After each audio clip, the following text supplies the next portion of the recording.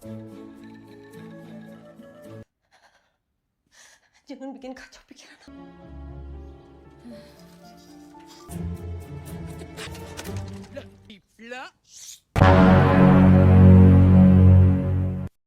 Halo Ngap, gimana kabarnya?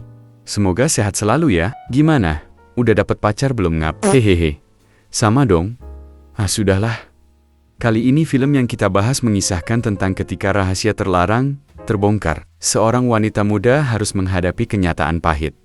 Suami yang ia cintai justru berselingkuh dengan ibunya. Antara luka dan amarah, ia harus menentukan langkah selanjutnya. Tanpa bercocot-cocot di awal, langsung saja ke ceritanya. Film ini terinspirasi dari kisah nyata seorang wanita bernama Norma yang hidupnya berubah setelah dikhianati oleh dua orang yang paling ia percayai, suami dan ibunya sendiri. Norma dikenal sebagai sosok lembut, pendiam, dan sangat religius. Ia selalu berusaha menjadi anak berbakti yang menghormati orang tuanya sepenuh hati. Setiap hari, Norma bekerja di sebuah tempat usaha kecil, tempat ia menafkahi hidupnya dengan penuh kesederhanaan. Suatu hari, ia bertemu dengan Irfan, seorang pria yang datang mengantar barang dari toko tempatnya bekerja. Tanpa disangka, mereka ternyata pernah bersekolah di tempat yang sama. Sejak pertemuan itu, Irfan mulai terpikat pada pesona dan kebaikan hati Norma, gadis yang tampak tenang di luar, namun menyimpan luka besar yang belum pernah ia bayangkan sebelumnya.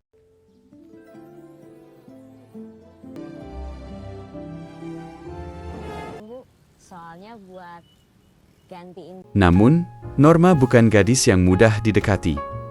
Berkali-kali, Irfan meminta nomor handphonenya, tapi Norma selalu menolak dengan sopan. Abah Norma bekerja di Jakarta, sementara ia tinggal bersama ibunya, Burina. Suatu malam, karena sudah larut, Ustazah di TPA meminta Irfan mengantar Norma pulang. Tapi setibanya di rumah, bukannya disambut baik, Norma malah dimarahi ibunya. Dengan nada tajam, Burina berkata, "Malam-malam diantar cowok, nggak pantas. Malu dilihat tetangga." Norma hanya diam, menahan perih di hatinya. Cowok baru dideketin cowok sebentar pun yang baik itu. Kamu lebih tahu? Keesokan harinya, Irfan akhirnya memberanikan diri mengajak Norma untuk menyeriusi hubungan mereka. Ternyata, Norma pun diam-diam memiliki perasaan yang sama dan setuju untuk menjalin hubungan dengan Irfan. Namun perjalanan cinta mereka tidak mudah. Burina, ibu Norma, tampak tidak menyukai Irfan sama sekali. Setiap kali Irfan datang, wajah Burina selalu judes dan cuek, seolah menolak kehadirannya di rumah itu. Tapi Irfan tidak menyerah. Ia tahu, cinta sejatinya pada Norma layak diperjuangkan. Kalau gitu sekarang keluar.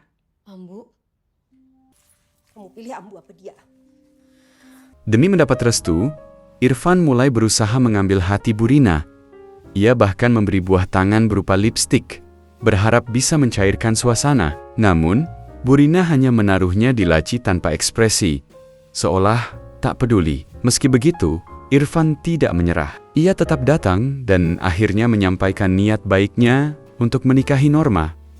Tapi, Burina tetap cuek dan jelas-jelas menunjukkan ketidaksukaannya. Karena tak kunjung mendapat restu, Irfan dan Norma memutuskan pergi ke Jakarta menemui Abah. Keduanya mengutarakan niat mereka dengan tulus, dan Abah pun langsung setuju untuk menikahkan mereka. Kabar itu membuat Burina marah besar. Ia berdebat dengan Abah lewat telepon, merasa kecewa karena keputusan itu diambil tanpa persetujuannya. Tapi kalau udah sama-sama cinta, masa kita halangi? Ya aku nggak setuju. Baik. Atau tanpa persetujuan Ambu. Pernikahan Norma dan Irfan berlangsung sederhana, hanya dihadiri keluarga dekat. Namun, Burina masih menyimpan kecewa, bahkan sempat berkata, "Kamu sudah menyakiti hati ibu, Norma."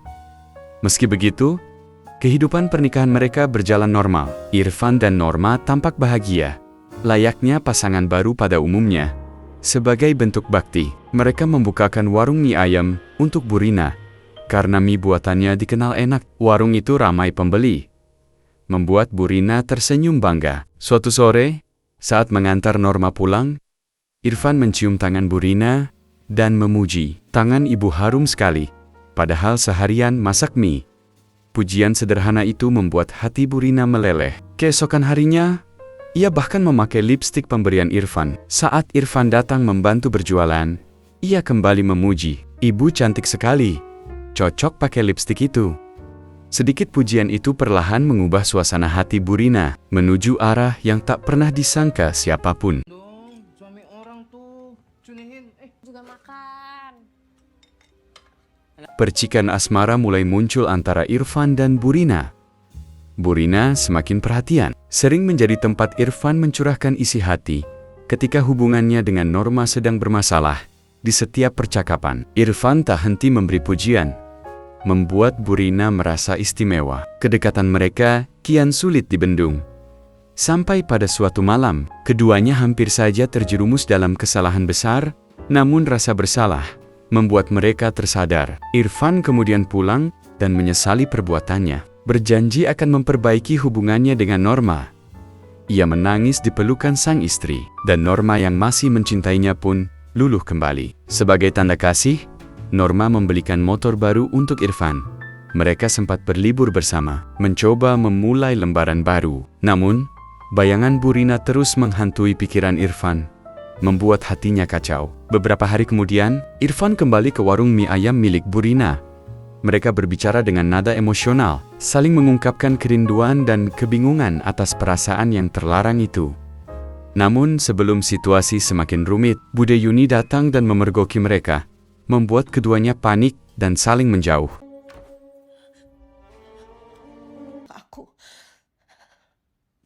Jangan. Hah? Apa sih kok ketebak? Aduh. Setelah gagal menjalankan aksinya di warung, Irfan dan Bu Rina melanjutkan aksi bercintanya di kamar Bu Rina. Sementara Norma sedang tiduran di kamarnya, Norma mendengar suara berisik dari kamar Bu Rina. Norma mengetuk pintu Bu Rina dan masuk ke dalam. Rupanya Irfan sudah keluar dengan kilat dari kamar Bu Rina. Jadi belum kepergok deh. Pagi-pagi sebelum berangkat bekerja, Irfan menyempatkan diri untuk mengunjungi Bu Rina di warung. Kemudian, masuk ruangan dan kembali mengulangi adegan bercinta mereka. Irfan sangat suka bercinta dengan Bu Rina, tapi selalu menolak ajakan bercinta Norma. Irfan mulai mencuri-curi waktu untuk menemui Bu Rina karena keseringan, hingga membuat Bude Yuni curiga dan mengintip Bu Rina dan Irfan bercinta di kamar Norma dan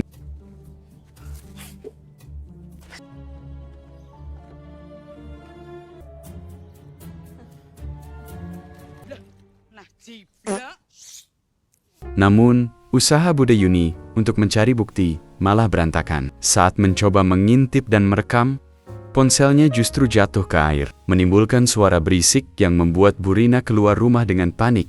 Karena kebingungan, Bude Yuni mengira Irfan berselingkuh dengan Etni, mantan pacar Irfan. Saat Bude masuk ke rumah, Irfan pura-pura tidur. Sementara Bu Rina bertingkah seolah tak tahu apa-apa. Sejak saat itu, Norma mulai curiga dengan sikap Irfan. Ia sering pulang di siang hari tanpa kabar, sesuatu yang tidak pernah dilakukan sebelumnya. Rasa curiga itu membuat Norma mendatangi Etni, ingin tahu masa lalu Irfan sebenarnya. Hari itu, Norma juga datang ke tempat kerja Irfan, tapi sang suami sudah lebih dulu pulang. Dan benar saja, Irfan ternyata sedang bersama Bu Rina. Tanpa mereka sadari, Bude Yuni kembali memergoki keduanya, dan kali ini ia langsung memanggil warga untuk menyaksikan sendiri kebenarannya. Ya udah, saya teh pamit dulu ya, A.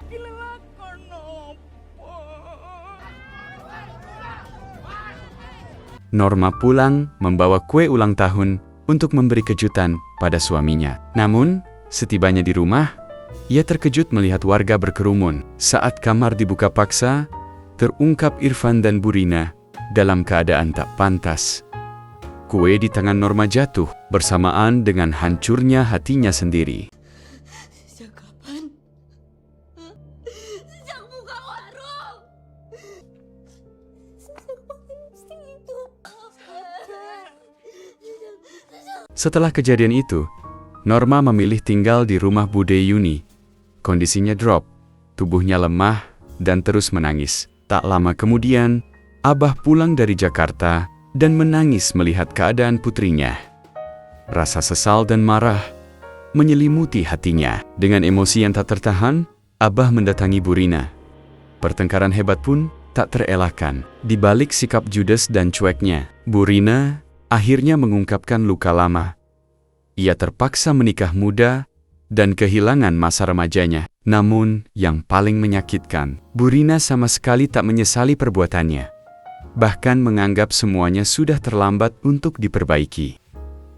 Setelah skandal itu terbongkar, warung mie ayam milik Bu Rina dirusak warga, dan Irfan kehilangan pekerjaannya. Ternyata, Abah Norma sudah lama curiga, tapi ia memilih diam demi menjaga hati putrinya. Meski terluka, Norma sempat memberi kesempatan bagi ibunya dan Irfan untuk berubah. Namun, kenyataannya, keduanya masih terus berhubungan diam-diam. Hingga suatu hari, Norma memergoki bukti baru, membuat amarahnya tak terbendung lagi. Namun, Bu Rina dan Irfan tetap buta oleh perasaan mereka, seolah tak peduli dengan penderitaan Norma.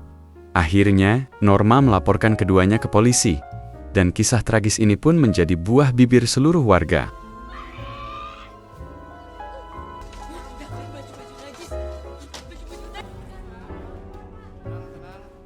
Di ruang sidang, Bu Rina tetap terlihat cuek dan tanpa rasa bersalah, seolah tak peduli dengan semua yang terjadi. Sementara itu, Norma hanya bisa menunduk, menahan tangis, dan merasa bersalah.